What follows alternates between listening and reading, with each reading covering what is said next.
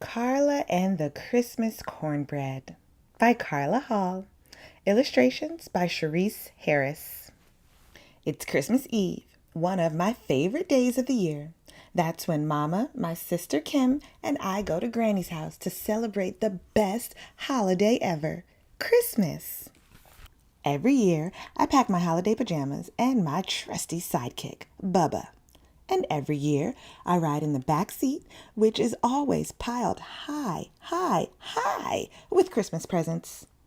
The best part of the ride is watching the lights twinkle on the houses as we whiz by. When I see the sign that says it's 20 miles to Lebanon, I know we are almost at Granny's house. Granny makes the best cornbread in the whole wide world. Cornbread is my favorite. Kim fiddles with the radio and finds a station playing the Jackson 5. Santa Claus is coming to town. We all sing along. Almost there. Granny is looking out of the kitchen window when we pull into the driveway. Granny, is the cornbread ready yet? I shout. Well, Merry Christmas to you too, Carla and Bubba. Merry Christmas, Granny, I say. Is the cornbread ready yet? Now that you're here, I can start baking it, she says. Granny pulls the cast iron skillet out of the heated oven and pours cornbread batter into it. Hiss, pop. The batter crackles as it hits the hot pan. Little bubbles dance around the edges. Granny uses her big oven mitt to put the skillet back in the oven. 20 more minutes until the cornbread is done. I can't wait. Merry Christmas! We hear our grandpa call from the front door. Where are my girls? Grandpa is a doctor, and everyone calls him Doc, even us. He scoops up Kim and me and gives us a bear hug. When Doc settles into his chair, Bubba and I search for our favorite ornament on the Christmas tree. It's Santa, with his big bag of toys. He looks just like me. Doc, where do you think Santa is right now? I ask. Well, he's probably all the way across the ocean, bringing presents to the children in France. Doc pulls a big book off the shelf. He shows me a picture of the Eiffel Tower in Paris. When I was young, way before your mama was born, I went to France, he says. I ate snails cooked in butter. I think about the snails that leave slimy trails on the lettuce leaves in Granny's garden every spring. Yuck! I don't think I'd like to eat snails, I say. They don't have lots of other things to eat in France, Doc says, laughing. You should try everything because you never know what you might like.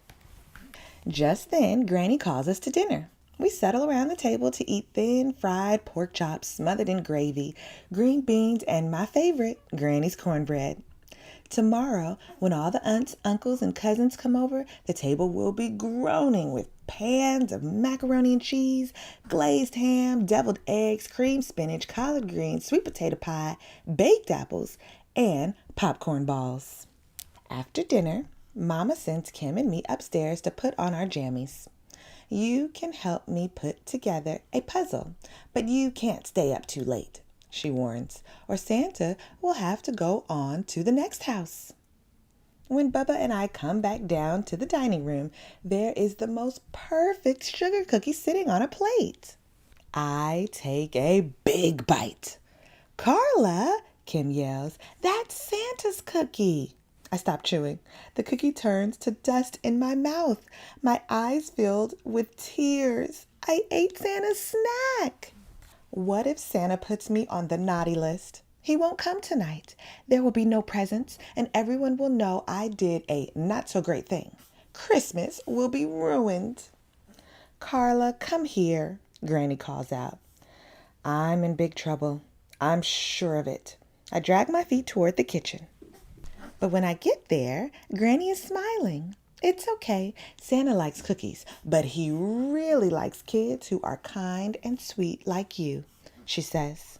Don't worry about that old cookie. I've got a better idea, she says.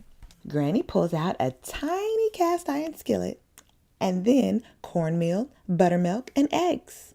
we'll make Santa a special Christmas cornbread, she says. Granny oils the pan and puts it in the oven.